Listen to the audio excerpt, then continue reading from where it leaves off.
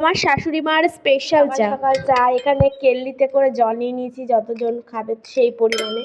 চা পাতা নিয়ে নিয়েছি।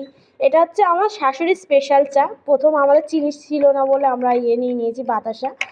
যে কজন খাবে দুটো দিতে পারো, একটা দিতে, আমরা কম চিনি খাই তো কম নিই। এখানে নিয়ে নিয়েছি গরম মশলা, গোটা গরম মশলা একটু থেতে দিলে খুব সেন্ট হয়, খুব সুন্দর। আদা একটু বেশি করে দেবো আমাদের, যেহেতু ঠান্ডা লেগেছে। আর এই নিয়ে নেবো তেজপাতা। এগুলো সব ওই এই কেটলিটা বা জলের ভেতরে দিয়ে দেবো। ছিঁড়ে দিলে ভালো হয়, তো আমি এখানে ছিঁড়েই দিচ্ছি, খুবই ভালো হয় দিলে, ভীষণ টেস্ট হয়। আর চায়ে চিনি সবসময় কম খেলে তো খুবই উপকার, আমরা তো সবসময় কম খাই। এত ঠান্ডা লেগেছে আমাদের, কি বলবো।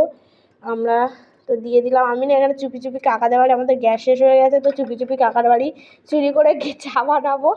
তো দেখো বানিয়ে তোমাদের দেখাই, এত সেন্ট হয়। তোমরা না করে বাড়িতে অবশ্যই খেতে পারো। এমনি তো আমরা সবাই চা এমনিই করে খাই, তো এইভাবে তো আমরা খেতে পারবো। এটা আদাটা ঘষে আর দেবো। এটাকে ভালোভাবে ফুটিয়ে নিয়েছি, নিয়ে লাস্টে চা পাতা দেবো অল্প করে, বেশি চা পাতা দেবো না, অল্প দিয়ে দেবো।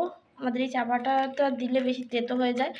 অল্প একটু গোলমরিচ, বেশি না, একদম সামান্য একটুখানি, জাস্ট হালকা না পড়ার মতন দিতে হবে। এতে না খুব সুন্দর টেস্ট, আর কি বলবো, শরীরের জন্যও খুব ভালো। কাকা চুপি চুপি এসে দেখছে আমি কি করছি, তো কাকাকে সকালবেলা সবাইকে চাটা দিয়ে আমি খেতে বসলাম। খেয়ে খুবই আরাম। তো তোমরা এইভাবে বাড়িতে অবশ্যই বানিয়ে খেতে পারো। চাটা